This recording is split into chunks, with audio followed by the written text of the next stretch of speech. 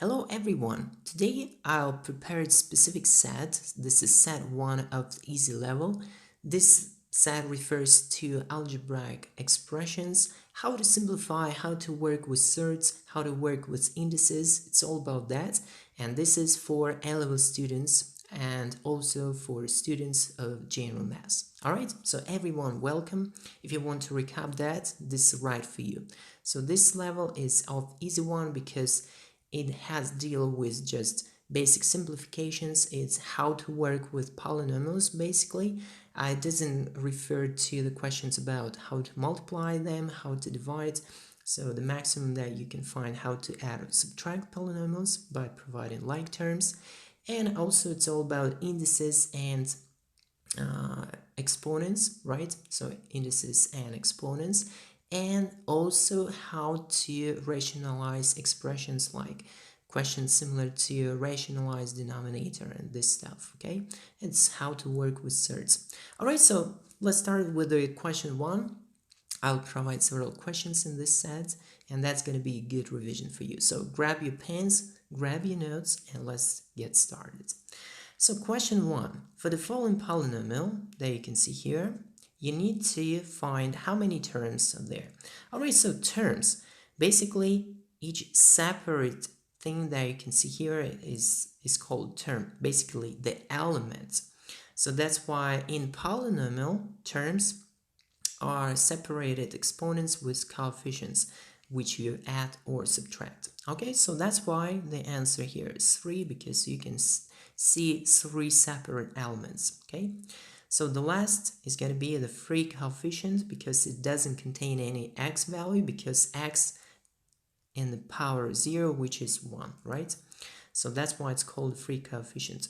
So what is the coefficient of the fifth power of x? So here is the fifth power of x, this term, and that's why the coefficient is 7.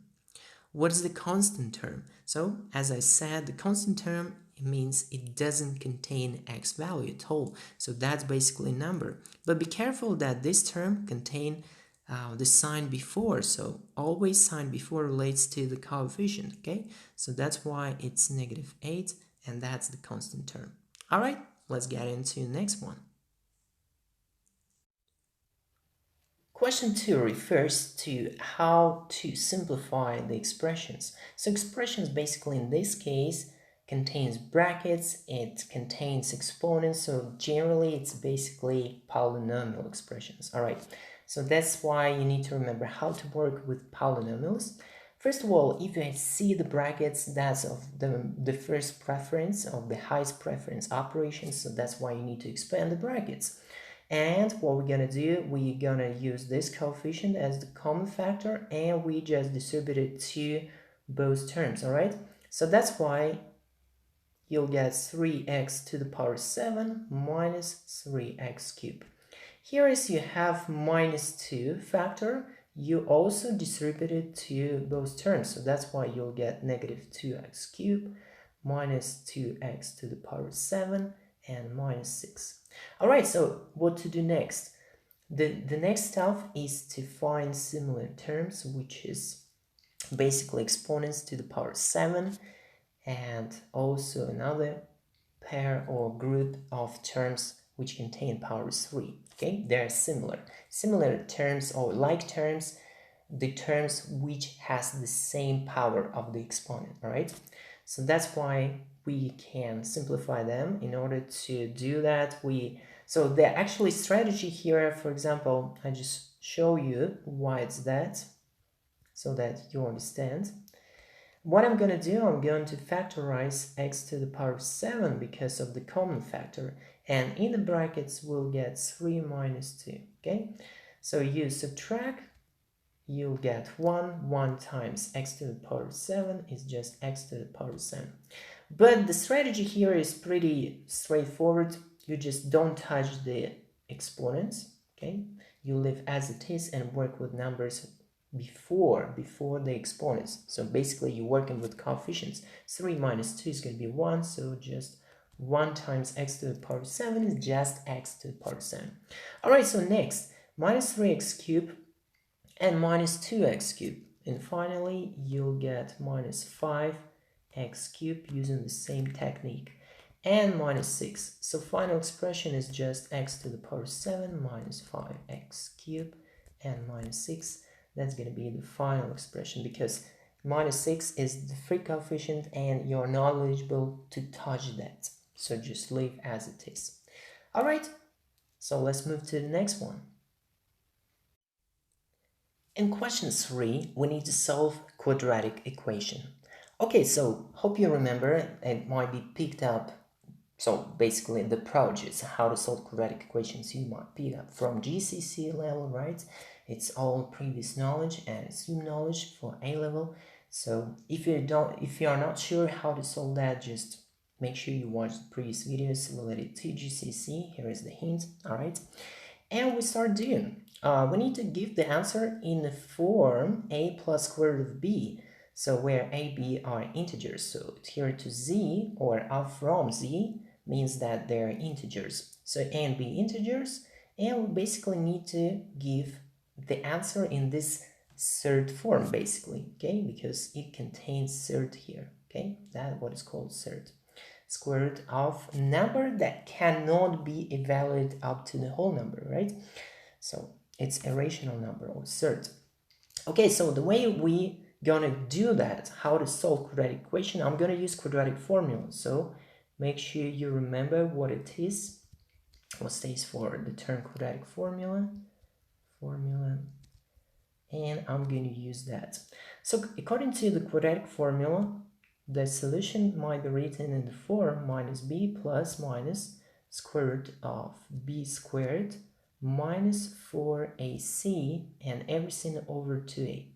Okay, what stays for a, b, and c? So this is the general form x squared plus bx and plus c equals 0. So this is the standard form of the quadratic equations.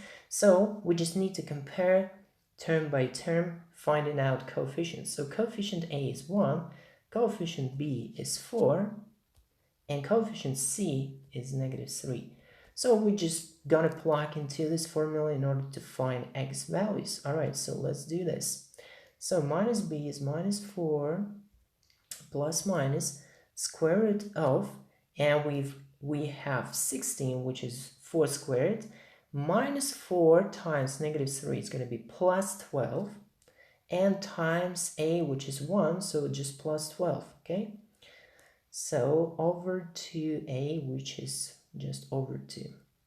Okay, so what we're going to do right now, we're just going to take the square root of 16 plus 12 is going to be 28.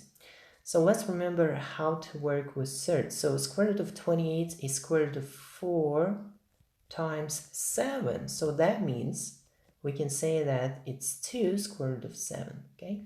So 2 square root of 7, and we can write minus 4 plus minus 2 square root of 7 and everything over 2. Alright, so we just do division by parts. It means we divide minus 4 by 2, which has the result of minus 2, and 2 square root of 7 over 2, 2 will be cancelled, so it's going to be just square root of 7, so plus minus square root of 7. So we have two solutions, means x1 is going to be minus 2, let's take plus square root of 7, and x2, that's going to be minus 2 and minus square root of 7. So if we compare what we have originally, the form that we need to provide, a and b should be integers. So let's check. So a in the first case is minus 2, while b is the coefficient before square root of 7, before the square root. So it's going to be just 1, right? It's not 0, pay attention to it. So in the second expression, second solution, a is the same, but b in this case is going to be minus 1. Alright, so that's the solution, and that's the answer to question 3. So make sure you got the same. And let's move to the next one. So in this question, question 4, you need to solve inequality. Alright, so inequality is there are two expressions connected with inequality sign. So here is inequality sign more equal, so the left expression is more equal than the other one, and you need to categorize and find what type of equation, what type of inequality you have. So you have linear inequality. So this is linear, and that means the approach is pretty straightforward. Combine like terms on one side and the other type of like terms in the other side. For example, I can combine 7x and 2x on the right side. So that's why I don't touch, as you can see, inequality sign. I keep that as it was before, right? So I just want to put it more properly. So more equal. And on the right side, when I transfer 2x to the other side, I change the sign and I have this. So what about the left side? 6 plus 8, because I transfer negative 8, I'll get 6 plus 8. After simplifying, I'll get 5x on the right side and 14 on the left side. Then I divide it by 5 and I'll get 14 over 5 more equal than x. So that's basically the solution, but normally we rewrite as x goes first, then you compare it with the number, and the number is 14 over 5. So the solution is x less or equal than 14 over 5. And as you can see, x is a rational number. In this case, it's a fraction. You can convert into decimal. It still be a rational number because all integers also adhere to q as rational numbers. All decimals also adhere to q, except for irrational numbers like surds, square root of 3, square root of 2, they don't refer to that. Okay, so what we need to do, we need to draw solution on number line, all right? So that's what I'm going to do right now. I'm going to use that, let it be the number line, and right now I just want to draw. So I put 14 over 5 as the point that I fill it up, right? It's filled in point, 14 over 5, and the solution x less or equal. So I'll fill it because inequality is not strict, so it allows to include the edge point, right? Which is 14 over 5. And also I shade everything below or less than this value. So that's going to be a solution. It goes up to negative infinity. So that's the second answer to the second part. And finally, you need to give the solution using interval notation. So you just simply convert this notation using number line or using inequality into interval notation. What does mean interval? You're just thinking about this span. It goes from negative infinity to the number 14 over 5. This is the right edge or the right boundary. I put square brackets because I'll include that, otherwise I will use round brackets. And for infinity, positive and negative infinity, for both of them, you need to use, or you should use, round brackets. And then I'll write x stick to the interval or is from. So actually this is sometimes called set notation. Set notation. Be careful about this. And that's going to be solution. All right, so we've accomplished 4 and we'll move to the next part. Question 5 refers to basically how to work with exponents in combination with surds, because you see somewhere you will observe square root, you have observed cube root of expression which is squared, okay, and so on. How to work so that the final polynomial should be represented in exponential form for each term. So each term of the polynomial should have an exponent form, so x to some power. How to do that? You just need to convert all square roots, all roots of different powers into the exponents, all right? And just remember how we work with indices. So this basically refers to their topic, which is called indices or index form, how to work with that. All right, so what am we gonna do? I'm just gonna continue here. First of all, I'll convert each roots in the powers. So x squared, so that means we have minus x. The power stays in the top while the bottom takes the power of the root, okay? So the power of the root, in this case 3, goes always in the bottom part, okay? That's how we convert into the exponents. So x, however the power is not really stated here, square root means the root of the power 2. So that means we have in the power 1 over 2. And we add x to the power 1 over 4. Okay, so what we're going to do right now, we just need to expand the brackets. So I'll take the first term, for example, x squared, and multiply by the first and by the second one, okay? So this is how it works. During multiplication, you add in the powers. So 2 plus 1 over 2 is going to be 2.5, okay? 2.5. Next one, x squared times x1 and 4, it's going to be plus x to the power 2.25, okay? Then you go next, and you distributed negative x to the power 2 over 3 by each term. So you multiply by each term. So that's why it's going to be 2 over 3 and plus 1 over 2, okay? You'll get, right now I'm just writing 2 over 3 plus 1 over 2. And the last term, which is minus x to the power 2 over 3 and plus 1 over 4, okay? You're just adding indices, all right, all powers. So I'll continue here, and let's see what we got. I just want, so you can leave as it is because you're not really stated what exponential power should look like, but just if you want, I can show you how to convert into improper fractions. So 2 times 2 is 4, plus 1 is going to be 5. So as improper fraction, we've got 5 over 2. So next one, the same is going to be 8, and plus 1 is going to be 9. So 9 over 4. And here we need to add the powers.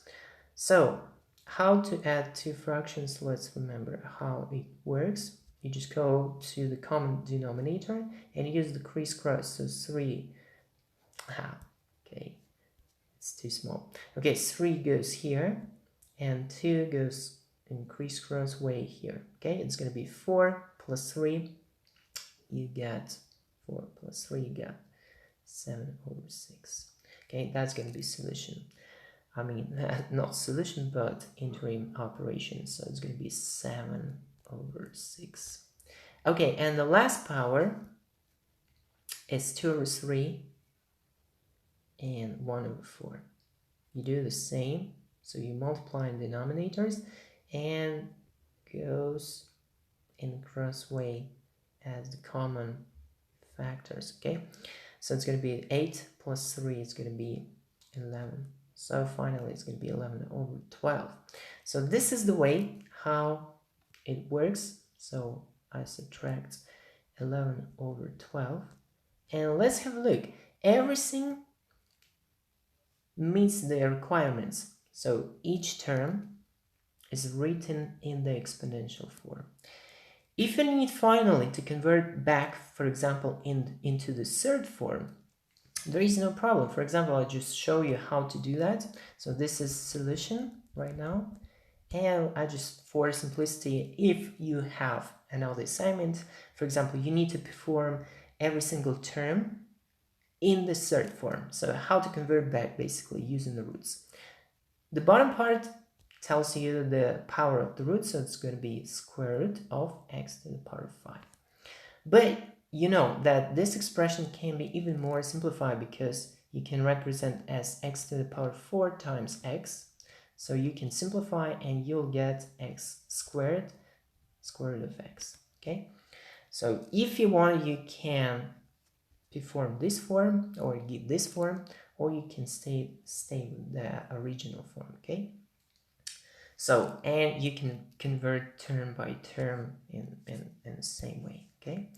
So, hope you got it. Hope you got it. That was everything referred to indices and everything referred to, you know, how to work with exponents, how to maybe approach quadratic equations just a little bit, but basically they were about surds again.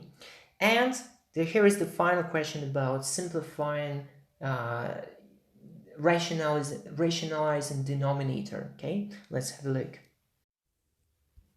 Oops. So in this question, actually, we need to do the following. We need to rationalize denominator. What it means? It means that instead of square root of 3, we need to have some integer, all right? How the process works. So we need to multiply both parts by the conjugated expression. So you're looking at the denominator and you'll get this. So conjugate means you need to consider the same structure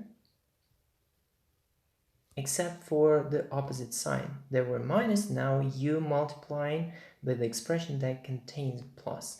So in other words, both parts you multiplying by conjugated expression so that your fraction is not going to be changed.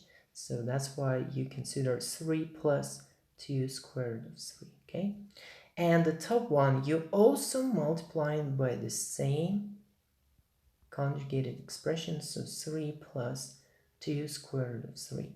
Let's see the net effect. You can cancel completely 3 plus 2 square root of 3 in both parts, right? In the top and in the bottom part, so that your fraction is unchanged. So that's the rule, okay? Now, what are you gonna do? How it works? So you just remember the formula of the difference of two squares that works in this way. So if you convert into exponents, you'll get a squared minus b squared. So that means here in the bottom part, it works the same. It's going to be 3 squared minus 2 square root of 3 everything squared. Okay? And if you start expanding those squares, you'll get 9 minus 4, and square root of 3, basically, when squared, you get rid of that. So that means it's going to be 4 times 3. So 4 times 3 is going to be negative 9 minus negative 12 is going to be negative 3. So that's why in the bottom part, you just have negative 3 as the net result. So what about the top part? So the top part need to be expanded as normal brackets, because there is no formula, right? Okay, so 2 times 3 is going to be 6. 2 times 2 is going to be 4 square root of 3. 4 square root of 3. Then minus 3 square root of 2 times 3 is going to be minus 9 square root of 2. And the last one is going to be negative 6 square root of 6. Okay. And actually that's it, because right now you make your denominator rational number. Now it's just integer, it's negative integer, so that means it's okay, you don't have any rationalities here, all right? So if you like, it's your round test, or basically if you're given an assignment, so you need to basically divide everything by negative 3 if you're asked to perform or state the final expression, so that it has like the form a plus b squared root of 3 plus c squared root of 2 and maybe plus d squared root of 6. So in this case, you just divide everything by parts by negative 3 and you'll get this structure. All right, so that was 6 questions in this set. I consider it as the easy level, because that's definitely maybe hard for GCSE program, but it's definitely easier for A-level students. All right, so I hope you like that. Don't forget to subscribe if you're new watcher here. So smash this like button, and to be notified, also smash the bell. All right, that was Daniel Dallas, and see you next time.